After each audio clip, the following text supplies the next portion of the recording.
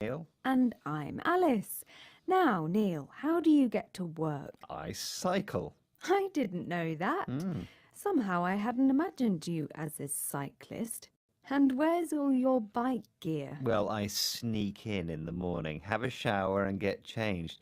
That's my bike in the corner over there. Oh, you've got a fold-away bike, which means it folds up so it's easy to carry or put away. Do you wear lycra, Neil? Yes, I do. It's very comfortable. Oh, I wear lycra as often as I can. Lycra, by the way, is a stretchy fabric used in tight-fitting sports clothes. well, I'll have to see if I can catch you on your way into the building. I'm intrigued about this sporty Neil I didn't know about. Intrigued means to be very interested in something. Well, Alice, I'm flattered. And today's show is about commuting or travelling between your home and your work. So, how did you commute this morning, Alice? I got the tube. That's the subway system here in London, also known as the Underground. And it was a nightmare.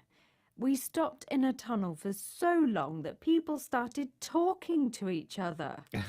And for those of you who aren't Londoners, that's unusual. Do you ever talk to people on the train? No, people think you're crazy if you talk to strangers. Well, maybe now's a good time to talk about today's quiz question, Alice. What question do you have for me? All right then. I know you like my questions, Neil. So, here we go. What did the word commuter originally describe? Was it someone who A.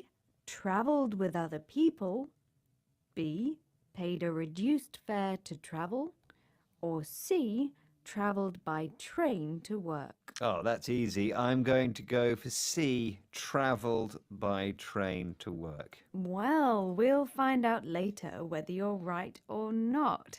Now, let's listen to a commuter in Nairobi who takes a matatu to get to work. These are minibuses used as shared taxis in East Africa.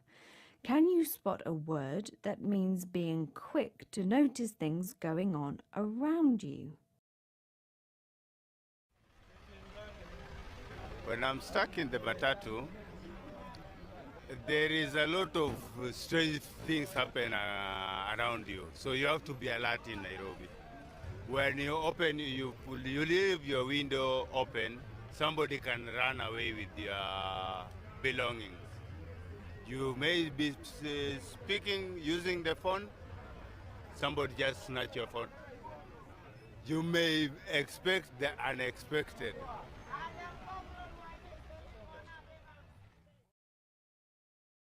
The word used by this commuter in Kenya is alert. And in these noisy, crowded buses, you need to be alert in case someone runs away with your belongings.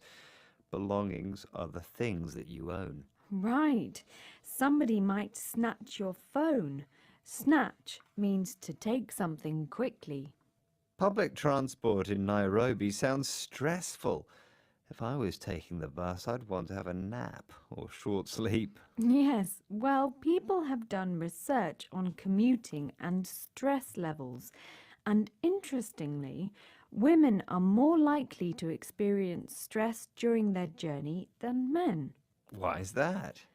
Well, they're more likely to do something which is being called trip chaining, where they make one or more stops on the way to work or going home. For example, to drop off or pick up the kids from school. And this makes it more likely that something will go wrong with their journey. Even if you aren't trip chaining, it's no fun being stuck in a traffic jam. That's a large number of vehicles close together, moving slowly, or being packed into a crowded train like sardines. Let's face it, travelling by car or by public transport can be really miserable. Yes, packed in like sardines describes people standing so close together that they can't move, like fish in a can. So, Let's hear how longer commutes can affect your health from US researcher Christine Heiner. My study found that adults who commuted longer distances from home to work were less physically active, less physically fit, weighed more, and had higher blood pressure than those people who had shorter commutes.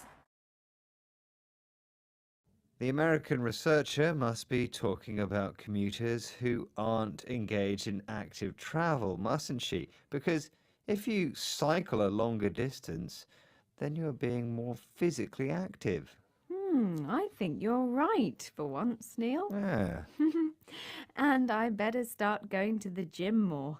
I don't like the sound of high blood pressure. Why don't you hop on your bike, Alice? Then we can both wear lycra to work. That's a fantastic idea, Neil. Moving on.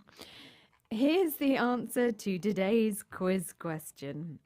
I asked, what did the word commuter originally describe? Was it someone who A. travelled with other people, B. paid a reduced fare to travel, or C. travelled by train to work? And I said C. Travelled by train to work. It must be right. And you are wrong, I'm afraid, Neil. Ugh.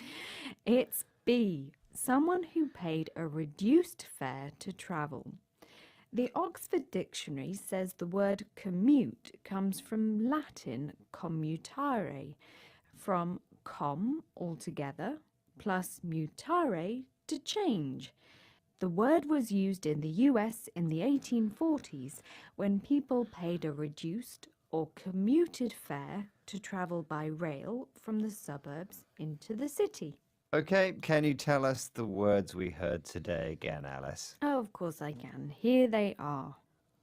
Fold-away bike, lycra, intrigued, commuting, the tube, alert, belongings, snatch, nap, traffic jam, packed in like sardines, commuted.